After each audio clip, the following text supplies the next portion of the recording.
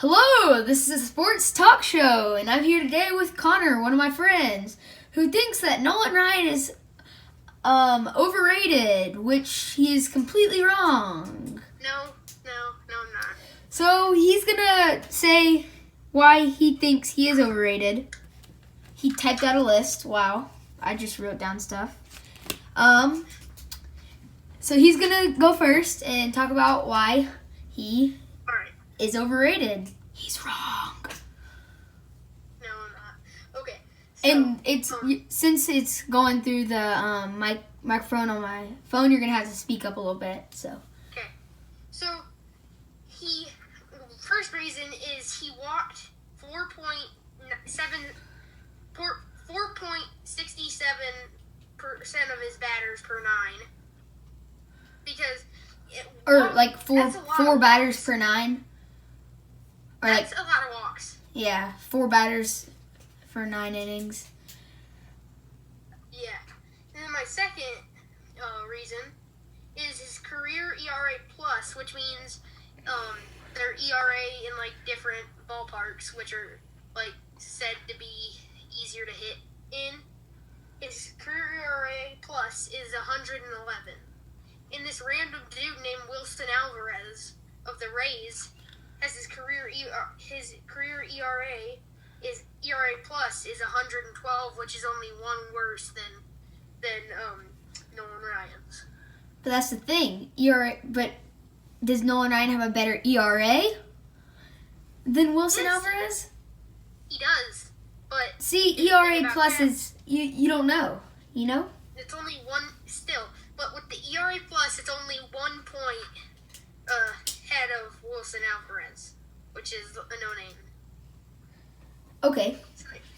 Let's hear your next reason. Matches him up just a little bit, but then in his career, he does not have a great win-loss record.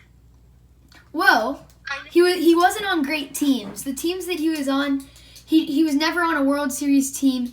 I don't know if he even made it. I don't know if he was even on a team that made a deep playoff run.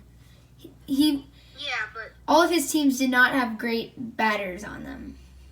Yeah, but his pitching could have been good, but if you judge a pitcher on win-loss record, then I'm not judging him completely on their win. I know, but if you do, then that means that Jacob deGrom, who is arguably the best pitcher in the league, is just an average pitcher. True, because I understand what you mean by that, but still. And then he's given the most walks to any batter. Well, he had a long career. He's given the most walks in history of the MLB with 2,795, which that's a lot of walks. That is. Yeah, and then he only led his team in wins 7 times. So he only how many seasons did Nolan Ryan play? Let's see. A little bit over 20. A little bit over 20. That's if you just sit 20 minus, so that's only 13. He's not led his team in wins for even because they're both on the bad teams.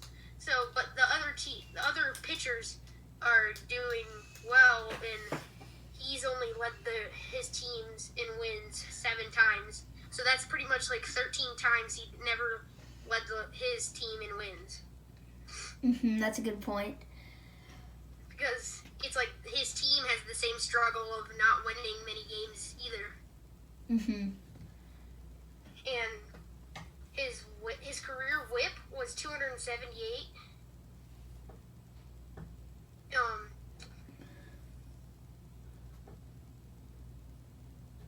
Wait. Can you repeat that? It's cutting out. Yeah, it's not working. Here. I can't hear. Oh wait. Okay, there we go. Oh wait. Say that again? Yep. Okay. His whip was. Did they put whip in like point in like decimals? Or no? I don't know.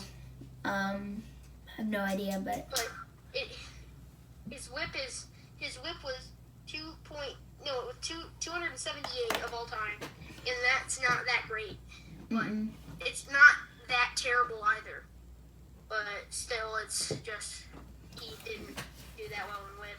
But then his career, in his career, he never won a Cy Young. Well, because they used to judge the Cy Youngs on, they used to do it about wins and losses.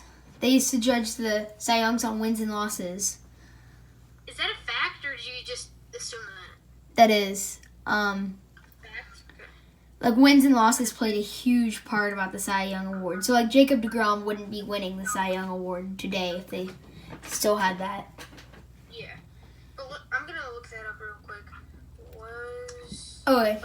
Well, I'll start saying some of my things. So, of course, he's the all-time strikeout leader with 5,714 strikeouts, and the second all-time, Randy Johnson has 4,875. So he has like 900 more. He gave up 0.54 home runs per 9 innings. So that's pretty good. That's very good. He had great durability out of all the pitchers all time, maybe even out of all the players all time. He's top 5 in durability because he played from whenever he was 19 to whenever he was 46. And that clip whenever he beat up Robin Ventura, that was pretty nice. I'll roll that clip right now. A single in the first. Watch out. Look at this.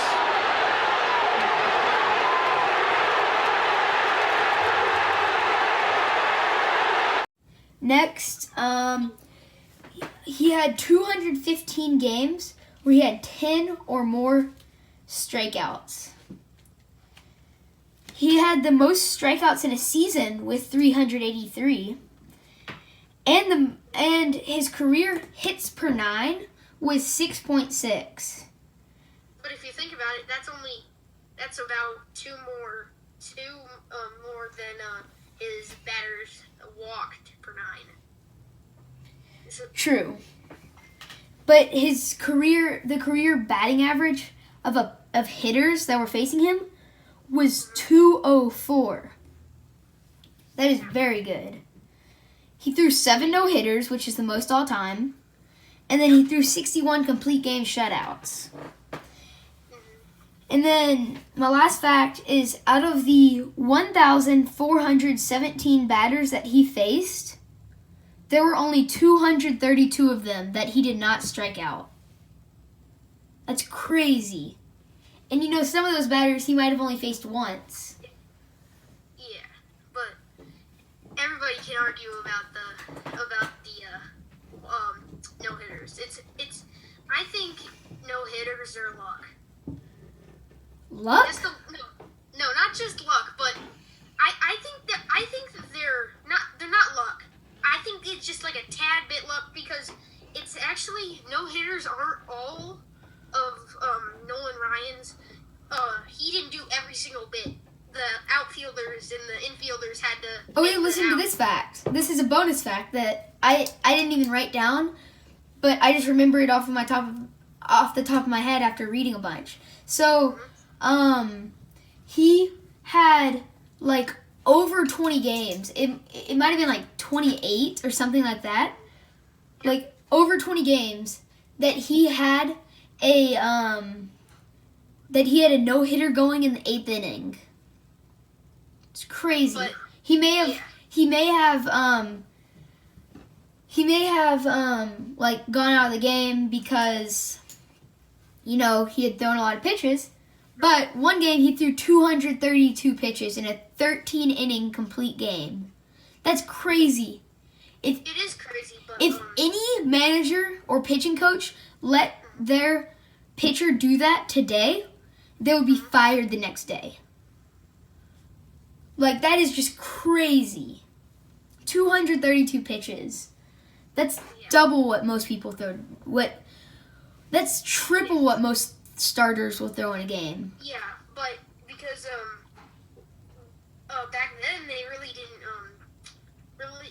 they always threw complete games. It wasn't really that uncommon to throw complete games. I know, but this was in like the 90s, 80s and 90s. Most of those games were back whenever like Cy Young was playing, or Walter Johnson, or Bob Feller. No, in '84, Jack Morris for the Tigers, he threw a bunch of complete games. Okay, so. Well, you're saying that was way back when Cy Young was playing. Yeah, it wasn't. It keeps on getting less common for pitchers to throw a complete game.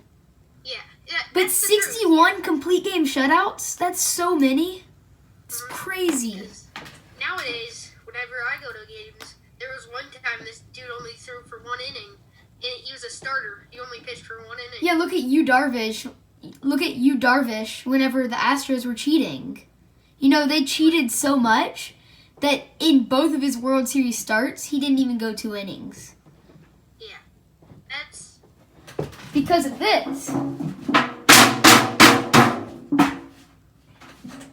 They were banging on trash cans.